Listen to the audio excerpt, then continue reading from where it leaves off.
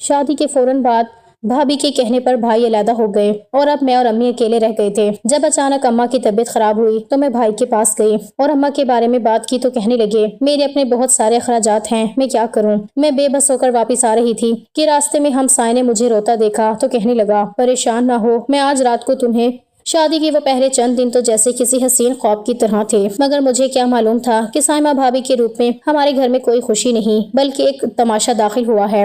بھائی کی love marriage تھی، وہ سائمہ کے عشق میں اس قدر اندھے تھے کہ انہیں اپنی بوڑھی ماں کی ممتا اور میری معصومیت نظر آنا بند ہو گئی تھی۔ ابھی شادی کو ہفتہ ہی ہوا تھا کہ گھر کے نقشے بدلنے لگے تھے۔ ایک دن دوپہر کا وقت تھا، میں اور اماں باورچی خانے میں کھانا بنانے کی تیاری کر رہے تھے کہ سائمہ بھابھی پیر پٹکتے ہوئی اندر آئیں اور جھٹکے سے میرے ہاتھ سے پیاز چھین لیا اور کہنے لگی کہ آج سے اس کچن میں میری مرضی چلے گی، تم دونوں کو یہاں گھسنے کی ضرورت نہیں ہے، جو میں بنا کر دوں گی وہی تم لوگوں کو کھانا ہوگا۔ اماں نے حیرت سے ان کی طرف دیکھا اور دھیمے لہجے میں کہا کہ بیٹا عائزہ تو تمہاری چھوٹی بہن ہے، یہ تو تمہارا ہاتھ بٹائے گی۔ مگر بھابھی نے زور سے ہنڈیا کا چمچ زمین پر پٹکا اور چلانے لگی کہ کوئی بہن وہن نہیں ہے میری، یہاں میں اس گھر کی ملکہ بن کر آئی ہوں اور یہ نوکرانیوں والی باتیں میرے سامنے نہ کریں۔ اماں کا چہرہ اتر گیا تھا اور وہ خاموشی سے اپنے کمرے میں چلی گئی تھیں۔ بھابھی نے کچن پر ایسا قبضہ کیا کہ ہمیں وہاں جانے کی اجازت تک نہیں تھی۔ وہ خود اور بھائی کے لیے تازہ اور مہنگے گوشت کے سالن بناتی اور ہمارے لیے وہ بچا ہوا باسی سالن یا صرف سوکھی روٹی چھوڑ دیتی جو اب کھانے کے قابل بھی نہیں ہوتی تھی۔ ایک شام بھائی ابھی دفتر سے واپس نہیں آئے تھے، بھابھی کمرے میں ٹی وی دیکھ رہی تھیں اور میں اور اماں بھوک سے نڈھال تھے۔ میں ہمت کر کے کچن میں گئی کہ شاید کوئی انڈا ہی بنا لوں تاکہ اماں کچھ کھا لیں۔ ابھی میں نے چولہا جلایا ہی تھا کہ بھابھی چیل کی طرح مجھ پر جھپٹی اور میرا بازو مروڑ کر مجھے چولہے سے دور دھکیل دیا اور کہنے لگی کہ تمہاری ہمت کیسے ہوئی میری اجازت کے بغیر یہاں آنے کی؟ صبح بھی تم نے بہت زیادہ کھانا کھا لیا تھا، اب رات تک تمہیں کچھ نہیں ملے گا، جاؤ یہاں سے ورنہ میں راشد کو بتا دوں گی کہ تم میری غیر موجودگی میں چوری چھپے چیزیں کھاتی ہو۔ میری آنکھوں میں آنسو آ گئے تھے۔ میں نے کہا بھابھی اماں بیمار ہیں، انہیں دوائی لینی ہے، کچھ تو کھانے کو دیں، مگر انہوں نے ایک نہ سنی اور کچن کا دروازہ باہر سے لاک کر دیا۔ جب رات کو بھائی گھر آئے تو میں نے ہمت جمع کی اور ان کے پاس گئی۔ بھائی صوفے پر بیٹھے سائمہ بھابھی کے پاؤں دبا رہے تھے۔ میں نے روتے ہوئے کہا کہ بھائی دیکھیں بھابھی ہمیں کچن میں نہیں جانے دیتی اور آج ہم نے دوپہر سے کچھ نہیں کھایا۔ بھائی نے غصے سے میری طرف دیکھا۔ اس سے پہلے کہ وہ کچھ بولتے سائمہ بھابھی نے رونا شروع کر دیا اور کہنے لگی کہ دیکھو راشد، تمہاری بہن مجھ پر کتنا بڑا الزام لگا رہی ہے، میں تو تب دوپہر میں ان کے لیے کھانا بناتی ہوں اور یہ الٹا مجھے ہی برا بھلا کہتی ہیں۔ میں اس گھر میں اپنی عزت کروانے آئی ہوں، نہ کہ یہ جھوٹے الزامات سننے۔ بھائی فوراً کھڑے ہو گئے اور میری طرف بڑھ کر ایک زوردار تھپڑ میرے منہ پر دے مارا اور دھاڑ کر بولے کہ عائزہ خبردار جو میری بیوی کے خلاف ایک لفظ بھی نکالا۔ سائمہ ایک فرشتہ صفت عورت ہے، وہ اتنی اچھی ہے کہ تمہاری بدتمیزیاں سہ رہی ہے، تم اور اماں ہی جھوٹے ہو جو اسے اس گھر سے نکالنا چاہتے ہو۔ میرا چہرہ تھپڑ کی تپش سے سرخ ہو گیا تھا اور دل خون کے آنسو رو رہا تھا۔ اماں کمرے کے دروازے پر کھڑی یہ سب دیکھ رہی تھی۔ ان کی آنکھوں میں وہ دکھ تھا جو ایک ماں اپنے بیٹے کی بے حسی پر محسوس کرتی ہے۔ دن گزرتے جا رہے تھے اور بھابھی اب ہم سے سیدھے منہ بات تک نہیں کرتی تھیں۔ ان کی شادی کو 2 ہفتے ہو چکے تھے۔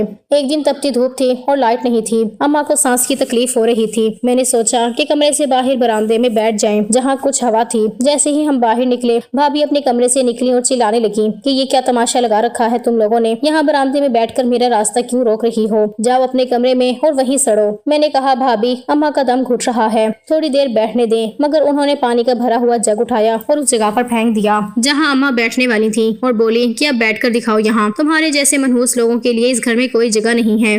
بھائی جب بھی گھر آتے بھابھی ان کے گرد ایسا جال بنتی کہ بھائی کو ہم دونوں دنیا کی سب سے بری عورتیں لگنے لگی تھیں۔ کبھی وہ بھائی سے کہتی کہ عائزہ نے میرا نیا سوٹ پھاڑ دیا ہے، تو کبھی کہتی کہ اماں نے مجھے بد دعائیں دی ہیں۔ بھائی بغیر کسی تحقیق کے ہم پر برس پڑتے تھے۔ کبھی کبھی تو وہ مجھے مارنے کے لیے ہاتھ بھی اٹھا لیتے تھے۔ مجھے اپنی زندگی سے زیادہ اماں کی فکر کھائے جا رہی تھی کیونکہ وہ خاموشی سے یہ سب سہتے سہتے اندر سے ختم ہوتی جا رہی تھی۔ ان کا وہ چہرہ جو کبھی گلاب کی طرح کھلتا تھا اب ہڈیوں کا ڈھانچہ بن چکا تھا اور بھائی کو سائمہ سے لو میرج کے علاوہ کچھ سجھائی نہیں دے رہا تھا۔ ایسا لگتا تھا جیسے اس گھر پر سائمہ بھابھی کا جادو چل گیا ہو اور ہم دونوں اپنی ہی چھت کے نیچے اجنبی بن گئے ہوں۔ ایک دن بھابھی نے اپنی چند سہیلیوں کو دعوت دی۔ مجھے اور اماں کو صبح سے ہی کچن میں جھونک دیا گیا کہ طرح طرح کے پکوان تیار کرو۔ تپتی دوپہر تھی اور کچن میں حبس کا یہ عالم تھا کہ مجھے چکر آ رہے تھے، مگر بھابھی سر پر کھڑی تھی کہ خبردار جو ایک لمحہ بھی آرام کیا۔ جیسے ہی ان کی سہیلیاں گھر آئیں گھر کہہ کہوں سے گونج اٹھا تھا۔ میں چائے کی ٹرے لے کر ڈرائنگ روم میں گئی تو وہاں بھابھی اپنی ایک دوست سے مخاطب تھی اور میری طرف اشارہ کر کے کہنے لگی کہ دیکھو یہ ہے میرے شوہر کی بہن، اس کا اپنا تو کوئی ٹھکانہ ہے نہیں، اس لیے میرے شوہر کے ٹکڑوں پر پل رہی ہے، یہ تو اس گھر کی پکی نوکرانی ہے۔ اس کی ماں بھی بس کمرے میں پڑی بیماری کا ڈھونگ رچاتی رہتی ہے تاکہ راشد کو بلیک میل کر سکیں۔ ان کی دوستیں یہ سن کر زور زور سے ہنسنے لگی تھیں اور مجھے یوں دیکھنے لگی تھیں جیسے میں کوئی انسان نہیں، کوئی حقیر سی چیز ہوں۔ میری آنکھوں میں آنسو بھر آئے تھے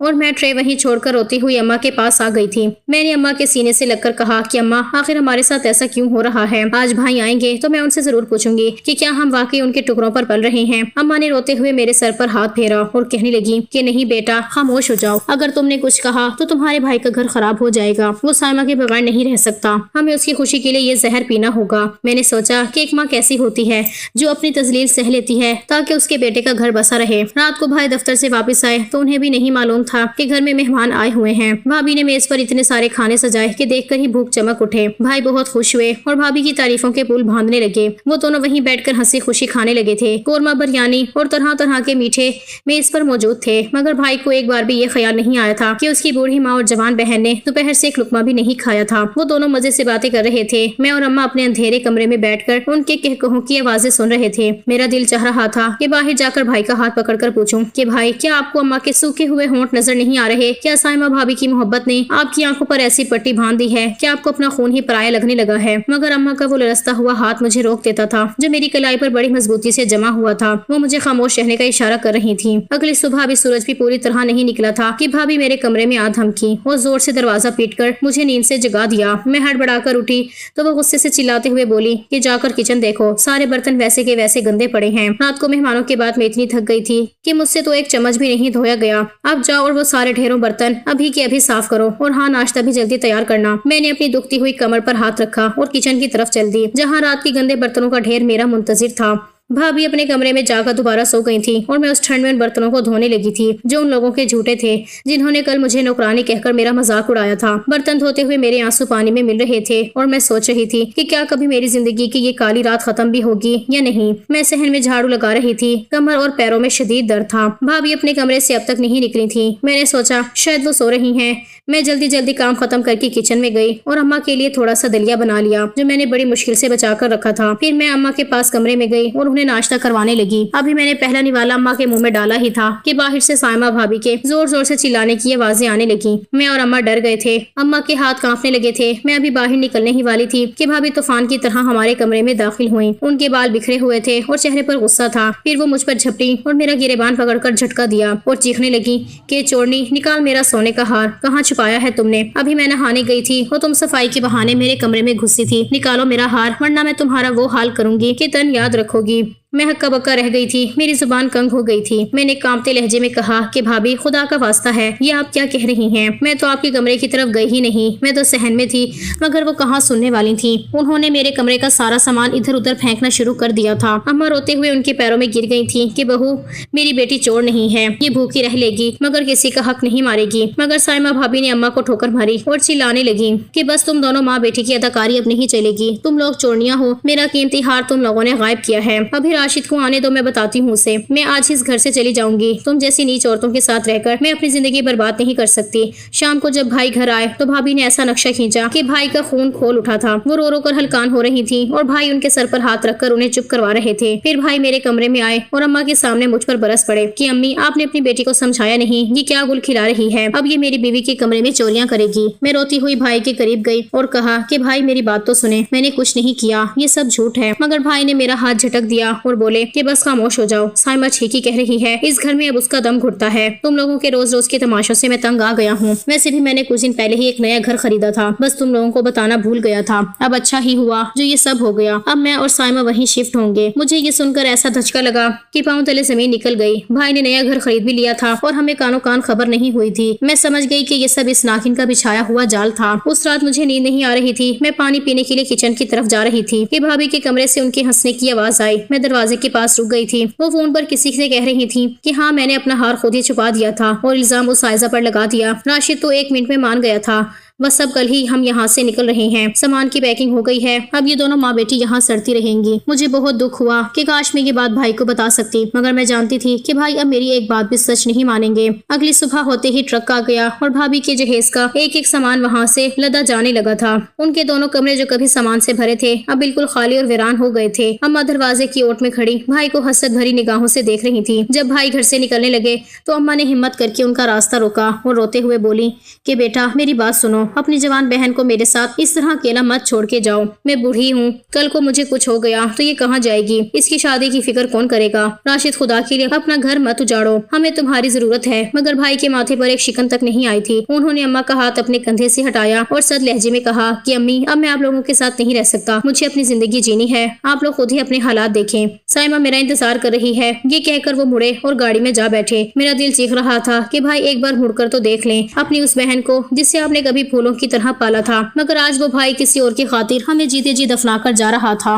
घर में अब सिर्फ सन्नाटा था और अम्मा की सिसकियां जो दीवारों से टकराकर वापस आ रही थी। भाई के जाने के बाद घर की दीवारें जैसे हमें निगलने को दौड़ती थी। पहले तो हमें लगा कि शायद गुस्सा ठंडा होने पर वो वापस आ जाएंगे, मगर दिन हफ्तों में बदल गए और किचन का राशन खत्म हो गया था। एक सुबह मैंने देखा कि आटे का डब्बा बिल्कुल खाली था और अम्मा भूख की वजह से निढाल हो रही थी। मैंने कांपते हाथों से भाई का नंबर मिलाया। पहली बार घंटी जाती रही मगर उन्होंने फोन नहीं उठाया। दूसरी बार मिलाया तो फोन काट दिया गया था। मैंने हिम्मत जमा की और मैसेज किया कि भाई घर में आटा नहीं है, अम्मा भूखी हैं, कुछ तो कर दें। थोड़ी देर बाद भाई का जवाब आया कि अब अपनी फिक्र खुद करो, मैंने तुम लोगों का ठेका नहीं ले रखा, मुझे बार बार फोन करके मेरी जिंदगी खराब ना करो। ये पढ़कर मेरे हाथ से फोन गिर गया था और मैं वहीं सहन में बैठकर ज़ारों कतार रोने लगी थी। जब भूख बर्दाश्त से बाहर हुई तो मैंने सोचा कि पड़ोस वाली आंटी से कुछ उधार मांग लूं। वो अम्मा की पुरानी मिलने वाली थी। मैंने दुपट्टा सर पर जमाया और उनके घर का दरवाजा खटखटाने लगी।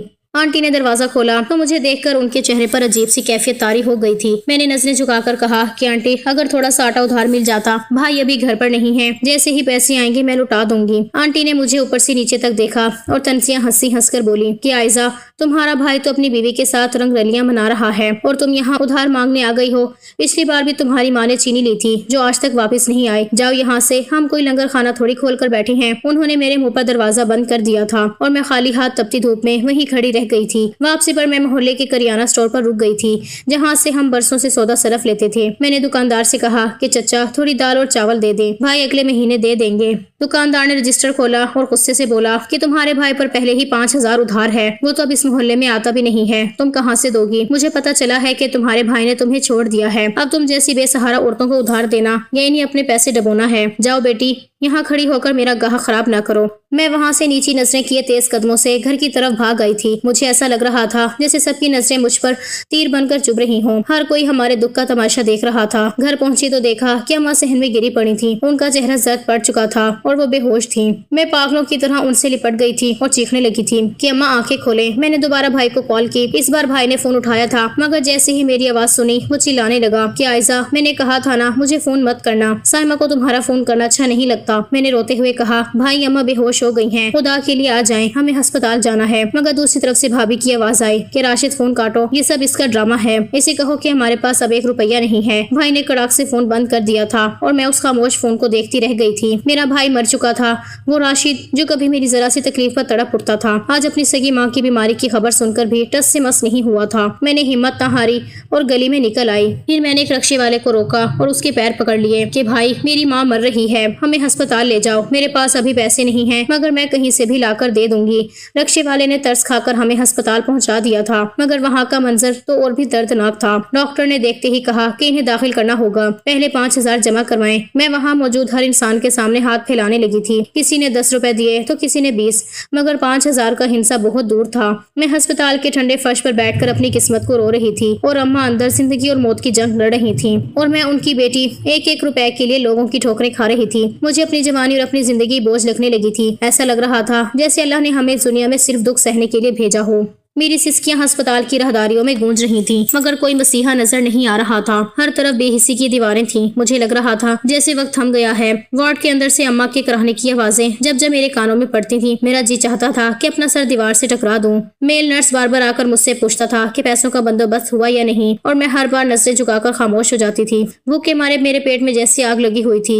अस्पताल की राहदारी में दूर एक बेंच पर एक फैमिली बैठी गरम गरम बिरयानी खा रही थी। उसकी खुशबू ने मेरे सब्र का पैमाना लबरेज कर दिया था। मैंने चाहा कि जाकर उनसे एक लुकमा मांग लूं, मगर मेरी गैरत ने मुझे रोक दिया था। उसी वक्त अस्पताल का एक वार्ड बॉय मेरे पास आकर खड़ा हो गया। उसकी नजरें मेरी चादर से बाहर निकले हुए पैरों पर थीं। वो झुककर बोला कि बीबी, इतनी जवान और खूबसूरत होकर यहाँ क्यों जलील हो रही हो? अगर कहो तो मैं तुम्हारी माँ के टेस्ट मुफ्त करवा दूं। बस जरा मेरे साथ पीछे वाले कैबिन में चलो। मैंने गुस्से और हकारत से उसे देखा और वहाँ से उठकर बाहर सड़क पर आ गई। मुझे महसूस हुआ कि इस माशरे में एक अकेली औरत की कोई जगह नहीं है। यहाँ हर शख्स मदद के बदले सिर्फ नोचना जानता ہوتا ہے۔ میں نے فیصلہ کیا کہ میں ایک آخری بار بھائی کے پاس جاؤں گی، چاہے وہ مجھے مار ہی کیوں نہ ڈالے۔ ہسپتال سے ان کا نیا گھر کافی دور تھا، مگر میرے پاس رکشے کے پیسے نہیں تھے۔ میں ننگے پاؤں سڑک پر چلنے لگی تھی۔ سڑک کے پتھر میرے پیروں کو زخمی کر رہے تھے، مگر مجھے صرف اماں کا وہ زرد چہرہ نظر آ رہا تھا۔ جب میں بھائی کے بنگلے کے باہر پہنچی تو وہاں لمبی لمبی گاڑیاں کھڑی تھیں۔ بھائی اور بھابھی کہیں سے واپس لوٹ رہے تھے۔ جیسے ہی بھائی کی گاڑی گیٹ کے اندر داخل ہونے لگی، میں دیوانہ وار بھاگتی ہوئی گاڑی کے آگے آ گئی تھی۔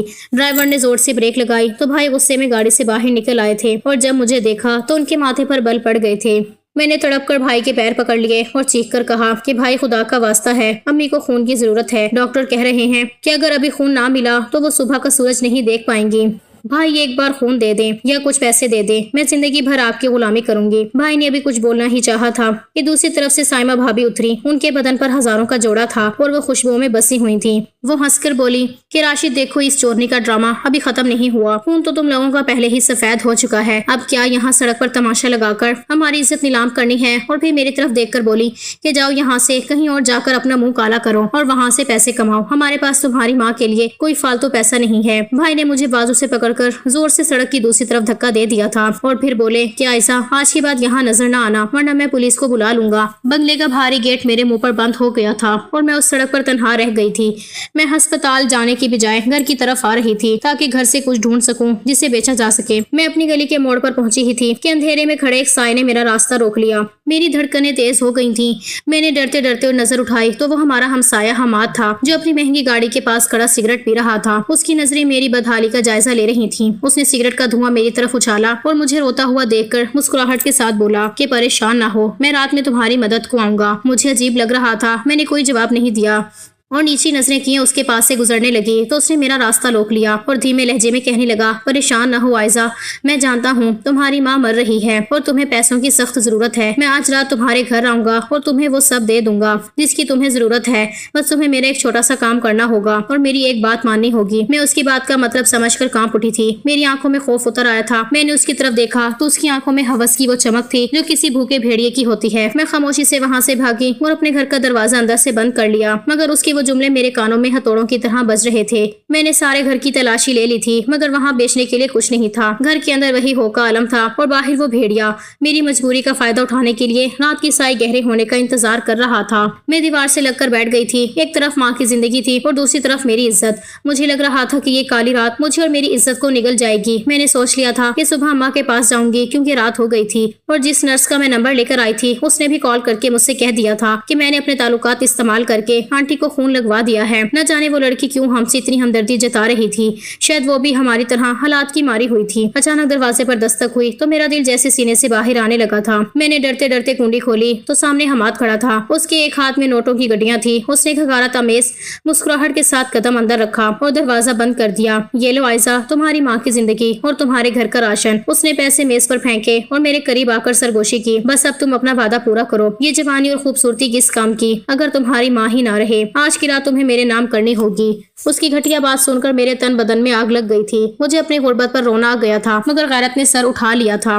میں نے وہ نوٹوں کی گڈیاں اٹھائیں اور پوری قوت سے اس کے منہ پر دے ماری۔ نکل جاؤ میرے گھر سے، میری ماں تڑپ تڑپ کر جان دے دے گی مگر میں اپنی عزت کا سودا نہیں کروں گی۔ میں نے سمجھا تھا تم انسان ہو مگر تم تو جانور سے بھی بدتر نکلے ہو۔ میں نے اسے دھکے دے کر باہر نکالا اور دروازہ بند کر کے دھاڑے مار کر رونے لگی۔ اسی کرب کے عالم میں مجھے اچانک شہریار کا خیال آیا۔ وہ کالج کا وہ لڑکا تھا جس نے ہمیشہ مجھ سے عزت سے بات کی تھی اور مجھے بہت پسند بھی کرتا تھا، مگر میں نے اسے کبھی بھاؤ نہیں دیا تھا کیونکہ مجھے اپنی ماں اور بھائی کی عزت عزیز تھی۔ میں نے کانپتے ہاتھوں سے اس کا نمبر ملایا۔ دوسری طرف سے اس کی وہی مہربان آواز آئی تو میں نے روتے ہوئے اس سے اپنی حالت بتائی تو وہ تڑپ اٹھا اور کہنے لگا، تم فکر نہ کرو عائزہ، میں ابھی آنا چاہتا ہوں مگر تم اکیلی ہو۔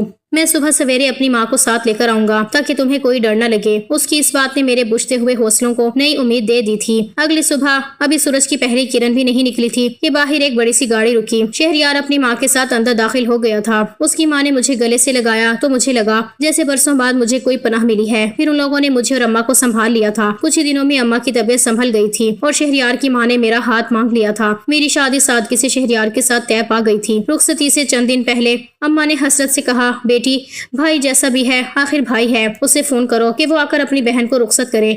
میں نے بوجھل دل کے ساتھ بھائی کا نمبر ملایا تو پتہ چلا کہ وہ ہسپتال میں زندگی اور موت کی کشمکش میں ہے۔ معلوم ہوا کہ جس رات میں بھائی کے در سے ٹھکرائی گئی تھی، اسی رات سائمہ بھابی گھر کا تمام زیور اور نقدی سمیٹ کر اپنی کسی آشنا کے ساتھ بھاگ رہی تھی۔ بھائی نے اس کا پیچھا کیا تو اس کی گاڑی کا ایکسیڈنٹ ہو گیا اور وہ کوما میں چلا گیا۔